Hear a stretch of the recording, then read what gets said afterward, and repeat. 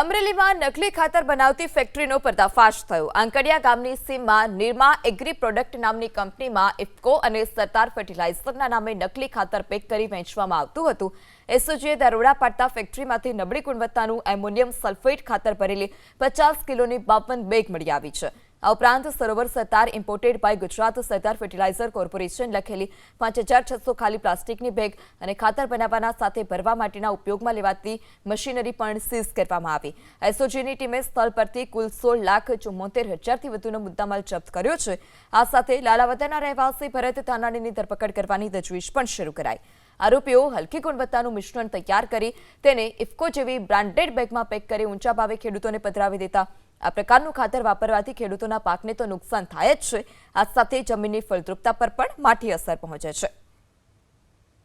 અમરેલી તાલુકાના મોટા આકડિયા ગામે ડુપ્લિકેટ ખાતરની ફેક્ટરી સ્પેશિયલ ઓપરેશન બ્રાન્ચની ટીમ દ્વારા ઝડપી પાડવામાં આવી છે। મોટા આકડિયાથી જે પીપળલક જવાના રસ્તા પર આ ડુપ્લિકેટ ખાતર બનાવતી હલકી ગુણવત્તાનું ખાતર બનાવતી ફેક્ટરી પર ગઈકાલે એસઓજીની ટીમે દરોડા પાડ્યા હતા। સમગ્ર ડુપ્લિકેટ ખાતરનો પર્દાફાશ એસઓજીની ટીમે કર્યો છે। ખાસ કરીને જે બાબરા તાલુકાનું જે ખંભાળા ગામ જે છે, ખંભાળા ગામની અંદર હલકી ગુણવત્તાનું ખાતર વેચાણ થતું હોવાની ફરિયાદના આધારે પોલીસ દ્વારા હાલ ગઈકાલે જ આ પીપળલક ગામે ડુપ્લિકેટ જે ખાતરની ફેક્ટરી છે તેના પર દરોડા પાડ્યા હતા અને ત્યારે મોટી માત્રામાં ખાતરનો જથ્થો ઝડપી પાડ્યો છે। ત્યારે 16,74,000 રૂપિયા જેવી રકમનો મુદ્દામાલ સાથે એસઓજી ટીમે કાયદેસરની કાર્યવાહી ધરી છે। ત્યારે ભરત ધાનાણી નામનો જે વ્યક્તિ છે આ ફેક્ટરી ચલાવતો હોવાનું સામે આવ્યું છે। ત્યારે હાલ અત્યારે પોલીસ દ્વારા